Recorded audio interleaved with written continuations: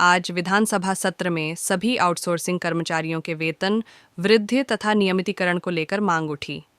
विधायक महोदय ने कहा कि कई विभागों में कार्यरत आउटसोर्सिंग कर्मचारियों को अभी तक वेतन का भुगतान नहीं हो पाया है और सरकार ने डीलरों के भत्ते में वृद्धि के बारे में विधानसभा में एक बड़ी घोषणा की है, जिसमें सरकारी कर्मचारियों के खिलाफ आरोप भी शामिल हैं। इस कदम से कई लोगों के जीवन पर महत्वपूर्ण प्रभाव पड़ने की उम्मीद है। इस नवीनतम घटनाक्रम और डीलरों और सरकारी कर्मचारियों के लिए इसका क्या मतलब है, इसके बारे में अधिक जानने के लिए यह वीडियो देखें। अध्यक्ष महोदय, बिहार राज्य में कार्यरत पंचायत सुरक्षा कर्मी, रसोईया, सेविका, सहायिका, आशा, जीविका शिवम, स्कूलों के रात्रि प्रहरी आदि निष्ठापूर्वक राज्य की विकास में अपनी सेवा प्रदान कर रहे हैं।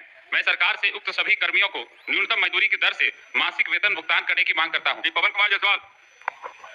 वेतन भुगतान करने की मांग करता हूँ। पवन कुमार जायसवाल।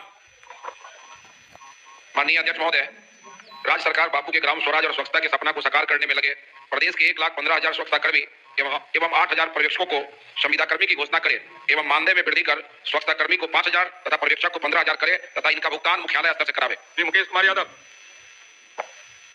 अध्यक्ष महोदय, राज्य में सामाजिक सुरक्षा पेंशन, वृद्धजन पेंशन, विधवा पेंशन, दिव्यांग पेंशनधारियों को 400 रुपए दिया जा रहा है, जो इस मांगी व्यवस्था में बहुत कम है। उक्त पेंशनधारियों के लिए कम से कम 1,500 रुपए महामारी ससमय पेंशन देने की मांग सरकार से करता हूं।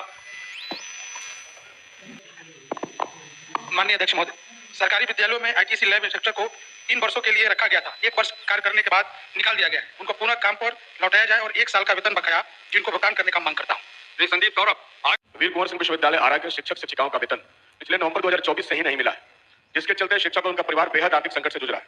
अपनी मांगों को लेकर शिक्षक शिक्षिकाएं लगातार धरना भी दे रहे हैं। अतः मैं सरकार से आग्रह करूंगा कि जितना जल्द हो उन शिक्षक शिक्षिकाओं का वेतन भुगतान करें। महोदय, बहुत जरूरी सवाल है। अध्यक्ष महोदय, राज्य के गृह रक्षा वाहिनी के सदस्यगण बिहार पुलिस के समतुल ही विधि व्यवस्था का संधारण करते हैं, परंतु उन्हें प्रतिदिन के हिसाब से मानदेय प्राप्त नहीं होता है, मासिक वेतन से वंचित रह जाते हैं।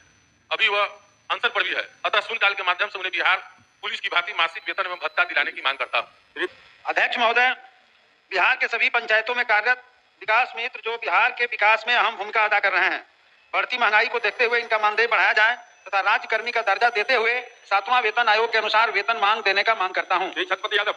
माननीय अध्यक्ष महोदय, राज्य में जन प्रणाली की दुकानों की संचालित करने वाले डीलरों की अनाज वितरण करने पर जो कमीशन दिया जाता है वह काफ़ी कम दिया जाता है। इस कारण डीलरों को जीवन यापन में काफ़ी कठिनाई होती है। उन्हें हमेशा आर्थिक तंगी का सामना करना पड़ता है।